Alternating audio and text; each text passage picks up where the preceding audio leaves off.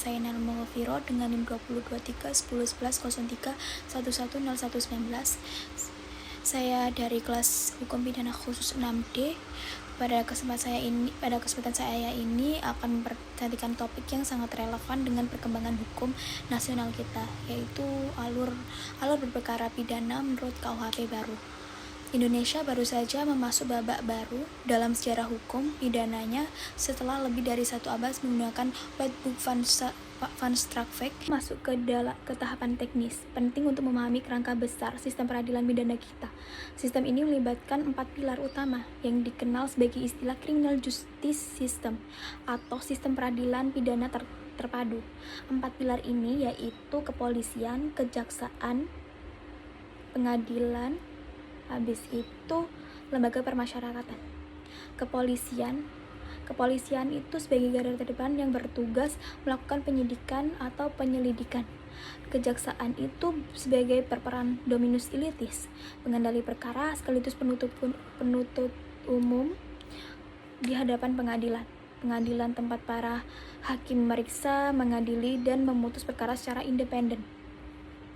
Keempat, lembaga permasyarakatan yang melaksanakan putusan dan mengembangkan fungsi pembinaan. Bagian di atas yaitu tahap pertama yaitu penyelidikan atau penyidikan. Penyelidikan adalah serangkaian tindakan penyidik atau penyelidik untuk mencari dan menemukan suatu peristiwa yang diduga sebagai tindak pidana guna untuk menentukan dapat atau tidaknya dilakukan penyelidikan. Contohnya saja, apakah peristiwa ini benar-benar adanya tindak pidana. Penyelidik dalam hal ini itu bisa berupa kepolisian atau pejabat pegawai negara sipil yaitu PPNS yang berwenang. Biasanya juga itu bisa menerima laporan atau pengaduan dari masyarakat, mencari keterangan dan barang bukti awal. Ketiga, mengamati atau melakukan pemantauan terhadap suatu peristiwa yang terjadi adanya tindak pidana tersebut. Jika penyelidikan menyimpulkan bahwa peristiwa tersebut adanya unsur pidana, maka proses berlanjut ke tahap berikutnya. Kedua yaitu penyidikan. Penyidikan adalah tahap di mana proses hukum benar-benar dimulai secara formal, dan disinilah seseorang bisa ditetapkan sebagai tersangka untuk pertama kalinya. Dalam penyidikan ini, penyidik berwenang untuk melakukan serangkaian tindakan seperti 1. Pemanggilan dan pemeriksaan saksi dan serta ahlinya. Kedua, penyitaan barang bukti yang relevan atau dengan yang akurat. Ketiga, adalah penggeledahan tempat yang berkaitan dengan perkara yang terjadi. Keempat, yaitu penangkapan tersangka dengan syarat bukti permulaan yang cukup. Kelima adalah penahanan tersangka dengan batas waktu yang sangat ketat atau dengan diatur secara ketat. Penyidikan selesai dan berkasnya dinyatakan dengan lengkap atau dikenal sebagai P21, berkas perkara yang dilimpahkan kejaksaan. Disinilah tahap penuntutan dimulai, namun sebelum itu ada opsi penting yang perlu kita bahas, keadilan restoratif. Keadilan restoratif pasal 70 KUHP. Inilah adalah salah satu perubahan paling revolusioner dalam KUHP dan KUHP baru. Untuk pertama kalinya secara formal hukum pidana kita mengakui bahwa tidak semua perkara harus dipidana atau berakhir dengan penjara. Keadilan restoratif atau restoratif justice adalah pendekatan penyelesaian perkara pidana yang menertibkan pada pemulihan hubungan antara pelaku dan korban semata-mata untuk pembalasan atau penghukuman. Berdasarkan pasal 70 KUHP, pendekatan ini dapat ditempuh apabila tindak pidana yang dilakukan diancam dengan pidana maksimal 5 tahun, paling berat 5 tahun. Kedua, pidana belum pernah dipenjara atau belum pernah dipidana sebelumnya. Ketiga adalah kesepakatan antara pelaku korban dan dilandasi oleh kesukarelaan. Keempat, proses divalidasi oleh aparat yang berwenang atau kepolisian dan kejaksaan. Jika kesepakatan perdamaian dicapai dan dikukuhkan, perkara dapat dihentikan tanpa perlu dilanjutkan ke pengadilan. Ini bukan berarti pelaku bebas dari tanggung jawabnya itu tadi, melainkan tanggung jawab diwujudkan dalam bentuk ganti rugi, permintaan maaf formal, atau tindakan pemulihan lainnya. Jika jalur restoratif tidak berhasil atau tidak memenuhi syarat, maka proses berlanjut ke tahap penuntutan oleh kejaksaan. Tahap ketiga yaitu penuntutan. Setelah berkas penyidikan dinyatakan lengkap oleh jaksa, kita memasuki ke ranah penuntutan.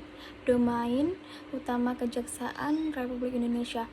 Jaksa Penuntut Umum (JPUI) memiliki kewenangan yang sangat strategis. Ia bukan hanya menjadi pembaca dakwaan saja, melainkan dominus ilitis, pengendali perkara. Ia menentukan apakah suatu perkara bisa dilimpahkan ke pengadilan atau sebaliknya dikesampingkan demi kepentingan umum atau umum melalui asas oportunitas.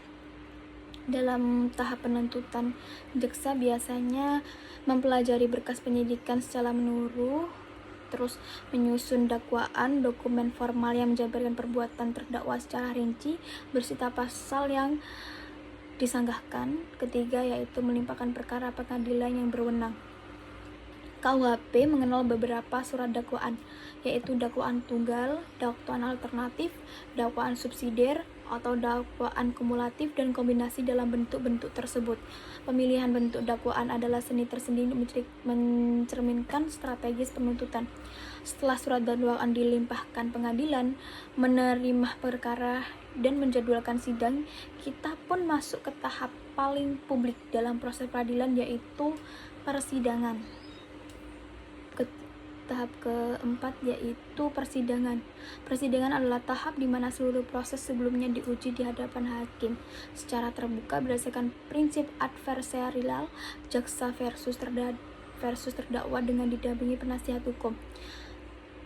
Tahapan dalam persidangan yaitu pertama, pembacaan dakwaan oleh jaksa, membaca secara resmi pokok perkara. Kedua, eksepsi atau surat keberatan oleh terdakwa atau penasihat hukum jika ada keberatan formil terhadap dakwaan.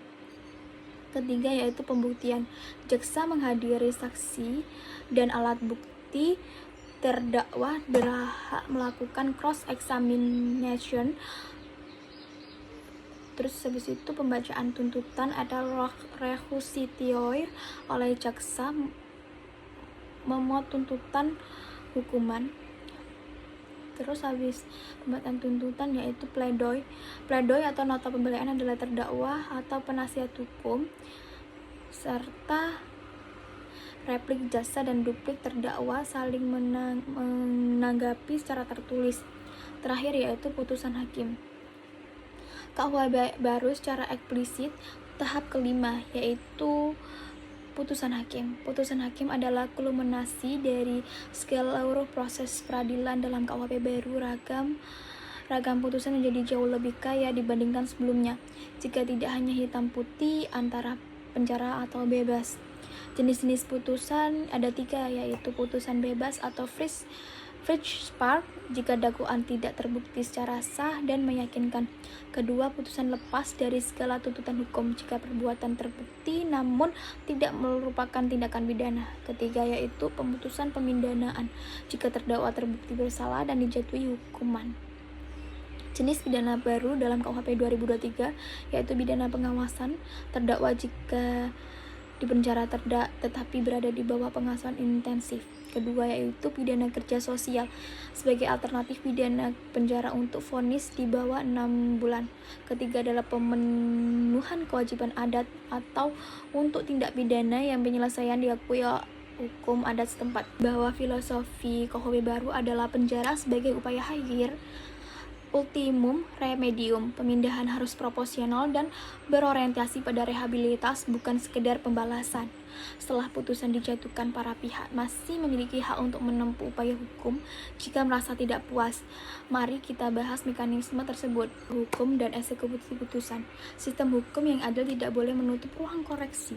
Itulah mengapa hukum acara pidana menyediakan mekanisme upaya hukum yang bertingkat. Jenjang upaya hukum itu ada 2, upaya hukum biasa dan upaya hukum luar biasa. Upaya hukum biasa itu banding ke pengadilan tinggi dan kasasi ke Mahkamah Agung harus diajukan dalam 7 hari setelah putusan. Kalau upaya hukum luar biasa itu peninjauan kembali PK atau ke Mahkamah Agung langsung ke dapat juga diajukan kapan saja jika ditemukan novum atau kekhilafan hakim yang nyata. Jika putusan telah kekuatan hukum tetap itu bisa juga dikenal sebagai istilah ingkrah. Jaksa penuntut umum bertanggung jawab untuk melaksanakan atau mengeksekusi putusan tersebut. Bentuk eksekusi tergantung jenis pidana yang diajukan. Bisa juga pidana penjara, bisa juga pidana denda, dan bisa juga dengan kerja sosial. Biasanya kalau pidana penjara itu terpidana ditempatkan ke lembaga permasyarakatan. Kalau pidana denda itu dibayarkan ke negara. Kalau pidana kerja sosial atau pengawasan itu dilaksanakan sesuai dengan mekanisme yang ditetapkan oleh hakim tersebut, sampai bahwa eksekusi bukan akhir dari proses. Di lapas, yaitu di lapas, fungsi pembinaan dan permasyarakatan berlanjut. Tujuannya adalah reintegritas sosial juga, bukan isolasi permanen. Kita telah menelusuri seluruh alur beracara pidana dari penyelidikan hingga eksekusi. Kini kita masuk ke bagian selanjutnya, yaitu apa sih sesungguhnya perubahan dari KUHP lama dan KUHP baru. KUHP lama itu Undang-Undang Nomor 8 Tahun 1981 telah berlaku selama lebih dari 44 tahun. Ketika disusun juga, itu Indonesia masih dalam Orde Baru. Dunia belum mengenal internet dan kejahatan siber tentu belum terbayangkan juga kan. Selama 4 dekade lebih, KUHP lama itu menjadi landasan seluruh proses pidana di Indonesia. Namun seiring waktu ia menunjukkan bahwa banyak celah hak tersangka yang lemah, tidak adanya pengaturan bukti elektronik, ketidakadaan mekanisme keadilan restoratif yang formal, dan koordinasi antara aparat yang tidak terstruktur. Guna analogi pemberlakuan KUHP 1981 di tahun 2025 ibarat mengoperasikan smartphone dengan sistem operasi tahun 1981. Secara teknis masih berjalan, tapi banyak fitur yang penting yang tidak bisa dijalankan. Ada juga 3 paradigma yang bergeser dari retributif atau pembalasan menuju restoratif dan rehabilitatif. Yang kedua itu dalam pengakuan sebagai raja bukti menuju bukti ilmiah dan digital yang setara. Yang ketiga yaitu dari minimnya pengawasan upaya jaksa terus menuju ke kontradisial yang komprehensif. PPT juga KUHP lama Undang-Undang Nomor 8 Tahun 1981 diatur dalam undang-undang hanya berdasarkan kebijakan kepolisian dan kebijakan perja yang tidak mengikat secara hukum. Kedua yaitu perdamaian pelaku dan korban tidak otomatis menggantikan proses pidana, proses juga tetap berjalan. Ketiga yaitu tidak ada syarat formal yang diatur UU sepenuhnya diskresi aparat. KUHP baru Undang-Undang Nomor 20 Tahun 2025 Pasal 78 Bab 4 yaitu diatur secara resmi dalam Bab 4 sebagai mekanisme hukum formal. Penyidik dan JPU memiliki landasan hukum yang kuat untuk menghentikan perkara jika terjadi perdamaian. Kedua juga bisa, perdamaian dikukuhkan dalam menghentikan penuntutan berlaku dari tahap penyidikan hingga persidangan. Ketiga yaitu syarat ketat, ancaman pidana maksimal 5 tahun, tidak pidana pertama kali, serta bukan pengulangan, dan dilandasi dengan kesukarelawan secara para pihak atau masing-masing pihak. Bahwa ini adalah jawaban atas banyak kasus di mana korban pelaku sudah berdamai setelah proses hukum tersebut berjalan dan menelan biaya serta waktu yang tidak sedikit juga. Perbandingan kedua yaitu mekanisme penahanan atau penahanan adalah salah satu bentuk pembatasan kebebasan paling serius yang dapat dilakukan negara warganya sebelum ada putusan pengadilan yang berkekuatan hukum tetap. Oleh karena itu, pengaturannya haruslah ketat dan terukur. KUHP lama memberi ruang yang relatif lebar bagi penyidik untuk menahan tersangka berdasarkan kekhawatiran subjektif. KUHP baru mempersempit ruang diskresi tersebut dengan syarat yang lebih objektif. KUHP lama dengan Undang-Undang Nomor 8 Tahun 1981 seperti PPT di atas, yaitu Pasal 20 sampai 21, penahanan cukup berdasarkan kekhawatiran subjektif aparat bahwa tersangka akan melarikan diri, merusak bukti, atau mengulangi tindak pidana. Kedua juga, penetapan penahanan tidak diwajibkan memuat rincian identitas dan uraian lengkap perkara. Ketiga yaitu kewajiban pemberitahuan kepada keluarga tersangka tidak diatur secara tegas. Kalau di KUHP baru itu Undang-Undang Nomor 20 Tahun 2005 dengan pasal 100, penahanan mensyaratkan minimal 2 alat bukti yang sah. Jika terdakwa mengabaikan 2 kali panggilan berturut-turut atau memberikan informasi yang tidak benar. Kedua itu penetapan penahanan wajib memuat identitas tersangka, alasan penahanan tersebut, terus uraian singkat perkara, dan tempat penahanan. Ketiga yaitu kewajiban pemberitahuan kepada keluarga tersangka dalam 24 jam setelah penahanan diatur secara eksplisit. Perbandingan ketiga yaitu pra-peradilan. Pra-peradilan adalah mekanisme yang yudisial terhadap tindakan aparat penegak hukum sebelum perkara masuk ke persidangan pokok. Ini adalah benteng pertama yang melindungi warga dari tindakan sewenang-wenangnya.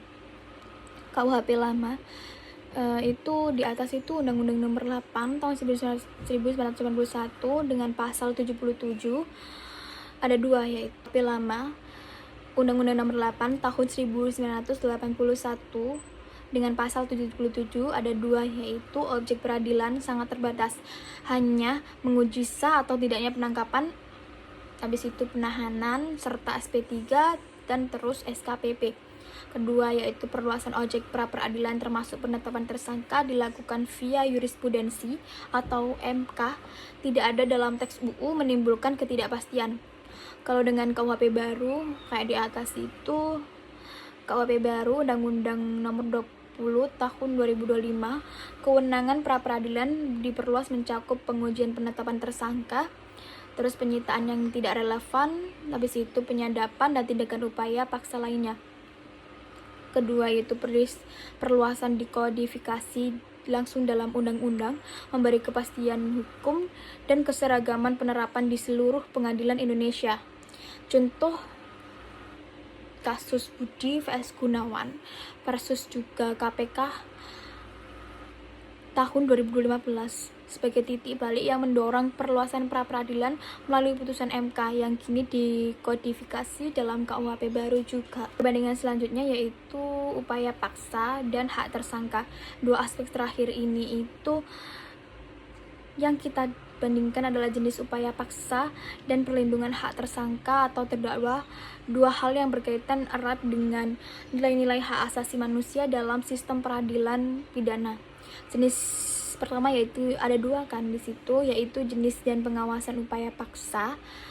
KUHP lama Undang-Undang Nomor 8 Tahun 1981 dengan pasal 32 sampai 46. Upaya ada 2 yaitu upaya terbatas.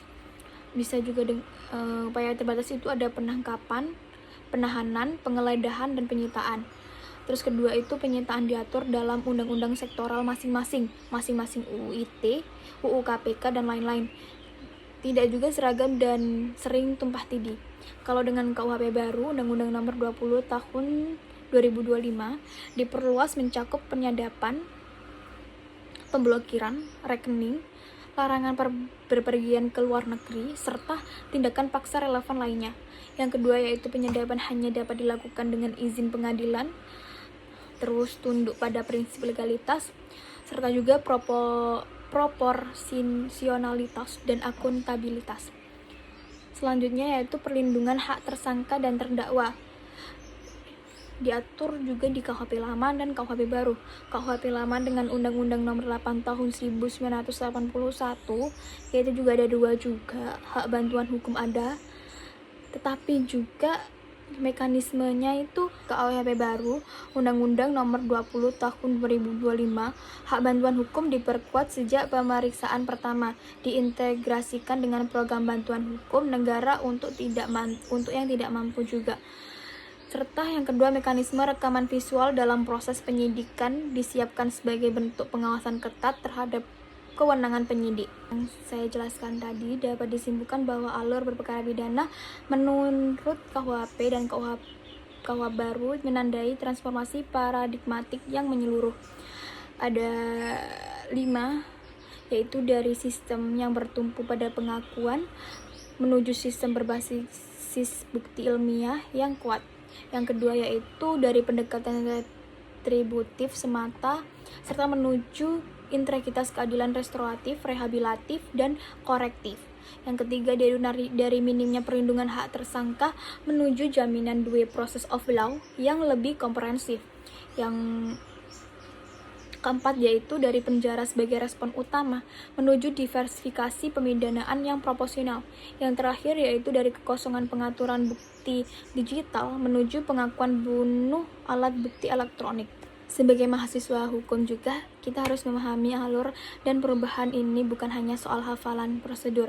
Ini adalah latihan untuk memahami bagaimana negara menggunakan kekuasaan konferensinya dan bagaimana upaya hukum atau hukum menjadi pakar yang membatasi kekuasaan tersebut demi melindungi hak asasi setiap warga negara. Hukum yang baik bukan hanya untuk menghukum pelaku, tetapi memulihkan korban dan mengembalikan pelaku sebagai warga masyarakat yang lebih produktif. Jika ada salah kata atau penyebutan, terima kasih. Wassalamualaikum warahmatullahi wabarakatuh.